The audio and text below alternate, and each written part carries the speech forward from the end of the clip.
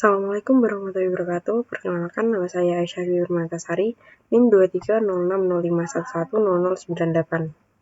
Di sini saya akan menyampaikan materi mengenai teknologi komunikasi dan jaringan yang pada subbab yang akan saya bahas yaitu teknologi dan proses komunikasi. Yang pertama yaitu mengenai teknologi komunikasi. Teknologi komunikasi adalah segala sesuatu yang berkaitan dengan penggunaan alat bantu untuk memproses dan mentransfer data dari perangkat yang satu ke lainnya.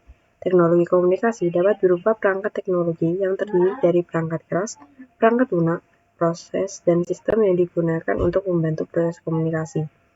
Tujuan dari teknologi komunikasi yaitu memungkinkan pengiriman data dalam jumlah yang besar secara efisien dengan memperkecil adanya kesalahan.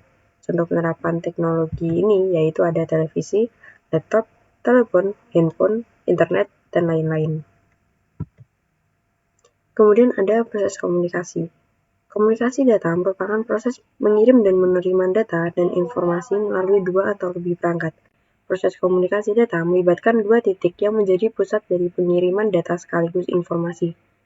Berdasarkan arah pertukaran data, komunikasi data dapat dibedakan menjadi dua, yaitu simplex atau komunikasi satu arah dan duplex atau komunikasi dua arah.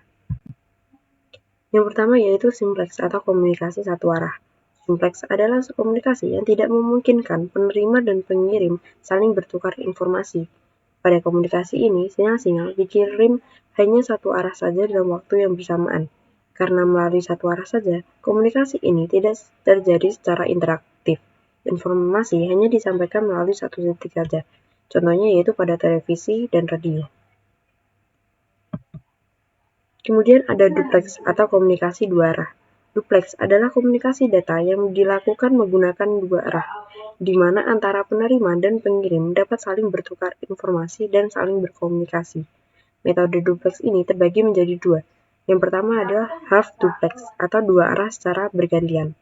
Metode ini memungkinkan komunikasi antara dua belah pihak, yaitu pengirim dan penerima, dapat saling berbagi informasi dan berkomunikasi secara interaktif, tetapi tidak dalam waktu yang bersamaan. Contohnya yaitu walkie-talkie. Kemudian ada full duplex. Metode ini memungkinkan komunikasi antar kedua belah pihak dapat saling berbagi informasi dan berkomunikasi secara interaktif dan dalam waktu yang bersamaan. Contohnya yaitu telepon atau handphone dan sebagainya. Kemudian adalah proses terjadinya komunikasi. Agar suatu komunikasi dapat terjadi, ada beberapa komponen yang harus terpenuhi. Yang pertama adalah sumber data. Sumber data merupakan perangkat yang memuat dan mengirimkan informasi. Sumber data dapat berasal dari perangkat komputer dan telepon atau sumber lain yang dapat menghasilkan data. Sumber data ini dapat berupa kumpulan teks, gambar, video, atau yang lain. Yang kedua adalah transmitter. Transmitter merupakan perangkat untuk memproses data atau informasi yang berasal dari sumber agar dapat disalurkan oleh sistem transmisi menuju penerima. Fungsinya untuk mengubah informasi yang akan dikirim menjadi bentuk yang sesuai dengan media transmisi yang akan digunakan. Contohnya yaitu seperti kode biner 0 dan 1. Kemudian ada sistem transmisi. Sistem transmisi adalah media yang berfungsi mengirim sinyal transmitter kepada penerima. Fungsinya untuk mengirimkan data dari sumber data menuju penerima. Contoh dari media pengiriman ini bisa berupa kabel dan jaringan internet. Yang keempat yaitu penerima. Penerima merupakan perangkat untuk menerima sinyal yang sudah dikirimkan oleh sinyal transmisi melalui sistem transmisi. Penerima ini dapat berupa perangkat laptop atau telepon yang lain. Kemudian ada tujuan. Tujuan di sini berfungsi untuk menangkap informasi yang dihasilkan oleh penerima. Informasi yang diterima oleh perangkat tujuan selanjutnya diubah menjadi jenis data yang sama dengan data yang dikirimkan atau diperoleh dari sumber data. Software aplikasi dalam hal ini, software aplikasi digunakan untuk menjembatani informasi menuju pengguna dari jaringan komputer. Kemudian ada protokol. Protokol adalah sebuah aturan atau standar yang mengatur atau mengizinkan terjadinya hubungan, komunikasi, dan perpindahan data antar perangkat. Fungsi protokol secara umum adalah untuk menghubungkan pengirim dan penerima dalam berkomunikasi dan bertukar informasi supaya dapat berjalan dengan akurat dan lancar. Berikut ini merupakan gambaran bagaimana komunikasi data dapat terjadi. Yang pertama yaitu sumber data.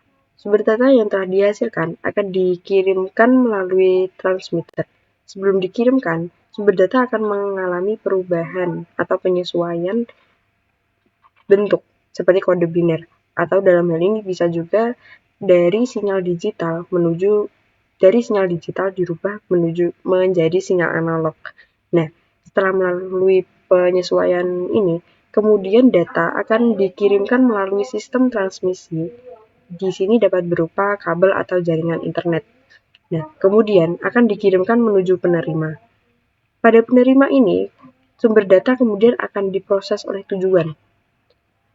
Tujuan akan memproses sumber data yang tadinya telah dirubah atau disesuaikan menjadi sumber data yang semula atau pada awalnya.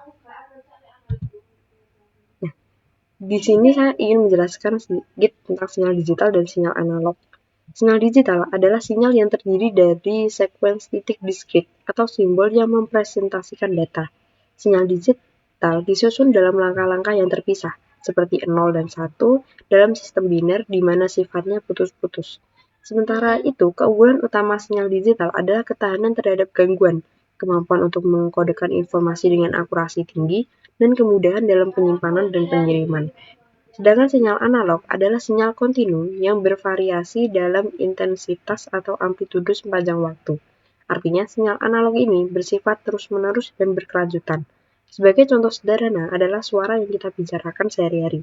Suara manusia adalah sinyal analog karena berfluktuasi secara kontinu seiring berjalannya waktu. Namun, sinyal analog rentan terhadap gangguan dan degradasi. Kemudian ada bentuk sistem komunikasi data. Bentuk komunikasi data dapat dibedakan menjadi dua. Yang pertama yaitu sistem komunikasi offline.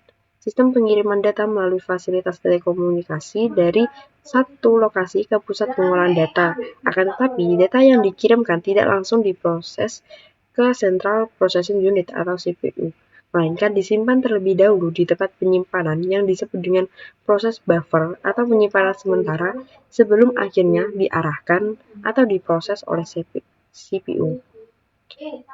Di sini peralatan-peralatan yang diperlukan dalam sistem komunikasi offline antara lain terminal, jalur komunikasi, dan modem. Kemudian ada sistem komunikasi online. Sistem komunikasi online merupakan sistem komunikasi data di mana data yang dikirimkan akan langsung diterima oleh CPU untuk diproses. Sistem komunikasi online ini dapat berbentuk 1. Remote Job Entry atau RJE System. Sistem yang memungkinkan pengguna untuk mengirim pekerjaan komputer dari lokasi jauh ke komputer pusat atau mainframe untuk diproses. Kemudian ada real-time system.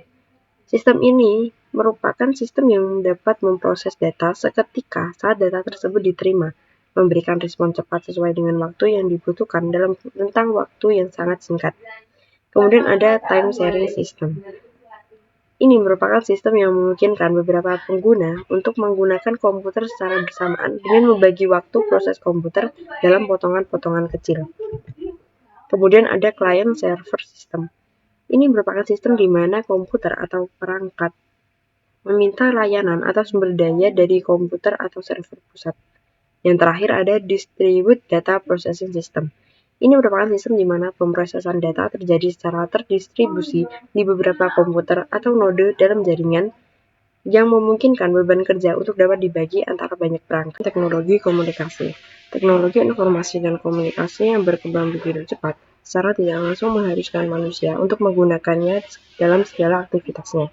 Berikut beberapa penerapan teknologi dalam berbagai aktivitas. Yang pertama dalam perusahaan. Kebutuhan efisiensi waktu dan biaya menyebabkan setiap pelaku usaha merasa perlu menerapkan teknologi informasi dalam lingkungan kerja. Penerapan teknologi informasi dan komunikasi menyebabkan perubahan pada kebiasaan kerja, misalnya penerapan Enterprise Resource Planning atau ERP. ERP adalah salah satu aplikasi perangkat lunak yang mencakup sistem manajemen dalam perusahaan. Kemudian ada bisnis digital, yaitu pada Pada bagian ini, teknologi informasi dan komunikasi dimanfaatkan untuk perdagangan secara elektronik atau dikenal sebagai e-commerce. E-commerce adalah perdagangan menggunakan jaringan komunikasi internet. Kemudian ada perbankan. Dalam dunia perbankan, teknologi informasi dan komunikasi diterapkan dalam bentuk internet banking. Beberapa transaksi yang dapat dilakukan melalui internet banking antara lain transfer uang, pengecekan saldo, pemindah bukuan, pembayaran tagihan, dan informasi rekening. Kemudian ada pendidikan.